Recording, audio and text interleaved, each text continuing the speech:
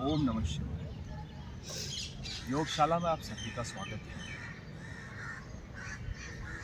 प्राण और चित्त में क्या कनेक्शन है, क्या हमारे ग्रंथों में बताया गया है, उसके बारे में थोड़ी सी बात करूँगा और उसके बाद नाड़ी शोधन की टेक्निक। हठ योग स्वामी स्वात्माराम जी ने 15वीं शताब्दी के आसपास लिखा। उसमें उनके चैप्टर 2 में एक श्लोक आता है। कहते हैं, चले वाते चलम चित्तम निश्चले निश्चलम भवेत योगी स्थाणुत्वम आपनोति ततो वायुम निरोधयेत। वो कहते हैं कि माइंड और वायु, प्राण और हमारा जो माइंड है, मन है, इन दोनों में कनेक्शन है। प्राण हिलता है तो मन हिलता है और मन हिलता है तो प्राण हिलता है। दोनों में से किसी एक को भी साध लीजिए, दूसरा अपने आप सध जाएगा। और आप पूछेंगे कि मन को साधना क्यों ज़रूरी है, क्यों उन्होंने शरीर की बात बहुत देर में की है और कई भी है तो हठ योग में साधना रूप में की है कि आपको हठ योग में आसनों को साधते साधते शरीर को साधते जाना है और प्राण को निरोध करने लायक बनाना है, प्राण को थामने लायक बनाना है। ठीक है, तो मन क्यों ज़रूरी है, मन पर इतना क्यों जोर दिया गया है शरीर से भी ज़्यादा? इसलिए क्योंकि मन वो छठी इंद्रिय है जो पांचों इंद्रियों को ही स्वामी है। मनुष्य विषयों की तरफ भागता रहता है बचपन से ही। जो 5 ज्ञान इंद्रियां मतलब 5 सेंस ऑर्गन्स समझ लीजिए इजी भाषा में। हमारी जो 5 ज्ञान इंद्रियां हैं, देखना, हम किसी चीज़ को देखते हैं, सुनते हैं, टेस्ट करते हैं, टच करते हैं और सूंघते हैं। ये 5 ज्ञान इंद्रियां हैं।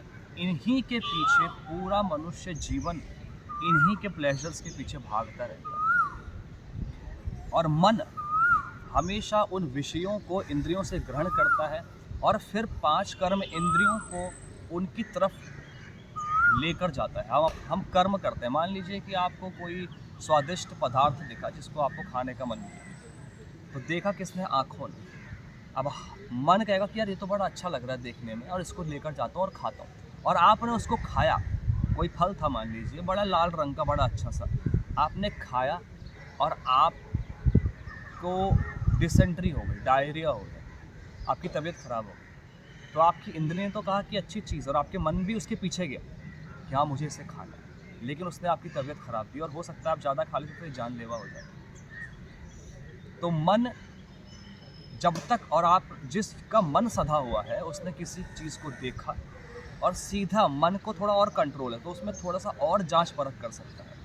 उसने देखा कि देखने में तो अच्छा है लेकिन इसको खोल के देखूं जरा, सूंघने की कोशिश की, उसको लगा कि हल्का सा तीखा है, कुछ ऐसा है जो अंदर अच्छा नहीं लग रहा है मुझे। हल्का सा टेस्ट किया, क्योंकि मन कंट्रोल में था तो पूरा नहीं खाया एक साथ, टेस्ट किया और उसको लगा कि नहीं ये कुछ अजीब साउंड कर रहा है और मेरे को अच्छा नहीं लगा, और उसने उस फल को और बाद में उसके बारे में रिसर्च की, अपनी बुद्धि का इस्तेमाल किया। तो कमज़ोर मन वाला व्यक्ति ज़्यादा विषयों की तरफ भागता है और ज़्यादा अपने आप को परेशान करता है और वृत्त चलता रहता है। एक थॉट के बाद दूसरा थॉट, दूसरे थॉट के बाद तीसरा थॉट, चौथा थॉट, और एक सर्कल चलता रहता है और मन विषय रूपी जो एक जाल है इसमें फंसता ही रहता है। विषय मतलब सब्जेक्ट्स, जो 5 ऑर्गन्स के पास सब्जेक्ट्स। तो इसीलिए मन को साधना है। मन को साधने के लिए आपको प्राण को साधना ज़रूरी है, या जिसका किसी का प्रारब्ध भी बोला जाता है कि कई जन्मों से वो इस चीज़ को साध रहा है, ऐसा योग में कहा जाता है। और इसीलिए वो मन को साधता हुआ व्यक्ति, जो मन पहले से जिसका सदा हुआ होता है, उसका प्राण ऑलरेडी सध जाता है, उसकी बैलेंस ब्रीदिंग रहती है और उसकी बुद्धि विकास करती है, उसकी चेतना विकास करती है। और पतंजलि कहते हैं कि जिसका प्राण और मन सधा रहता है वो धारणा के काबिल हो जाता है, यानी कि कंसंट्रेट करने के कारण हो जाता है, लायक हो जाता है। और जो कंसंट्रेशन कर सकता है एक जगह पर, वो ध्यान भी कर सकता है और उसी को समाधि उपलब्ध होती है, उसी की आत्मा परमात्मा से मिलन करती है। ठीक है, तो ये 2 जो स्कूल हैं योगा के, पतंजलि राजयोग जो पतंजलि का योग है, हठ योग जो स्वामी स्वात्माराम जी का योग है, वो दोनों एक ही बात कहते हैं। पतंजलि कहते हैं कि मन को साध लो यम नियम से, तो प्राण अपने आप सधा हुआ मिलेगा आपको। और हठ योगी बोलते हैं कि अगर आपका मन कमज़ोर है किसी व्यक्ति का किसी भी वजह से, तो वो पहले प्राण को साधे। प्राण को साधते साधते वो मन को साधे। ठीक है, तो ये तो थी प्राण और चित्त का थोड़ा कनेक्शन। और बाकी साइंटिफिकली बोला जाता है कि हमारा जो ब्रीदिंग सिस्टम है, हमारा जो ब्रीथ का पैटर्न होता है, वो हमारे ब्रेन और सेंट्रल नर्वस सिस्टम से कनेक्शन होता है उसका, और इवन हाइपोथैलेमस से कनेक्शन होता है जो हमारे इमोशनल रिस्पॉन्स के लिए रिस्पॉन्सिबल है, हाइपोथैलेमस। और जो हमारी कॉग्निटिव स्किल्स के लिए ज़िम्मेदार होता है। तो हमारी सोचने समझने की क्षमता पर जिस पर डिपेंड करती है कि हम क्या सोचते हैं, किसी चीज़ को देखने के बाद उसको कैसे परसीव करते हैं और उसको कैसे हम अपने लिए एक स्किल बना देते हैं उस चीज़ को। जीवन में जो परेशानियाँ आती हैं उसको कैसे सहज बना देते हैं। ये हमारा ब्रेन बेहतर काम करता है अगर हम प्राण से सत हैं। ठीक है, तो ये था प्राण और चित्त का कनेक्शन हमारा। ठीक है, तो इसलिए प्राण को साधना ज़रूरी है। तो नाड़ी शोधन की अगली टेक्निक मैं दूसरे वीडियो में बताऊंगा। तब तक के लिए नमस्कार।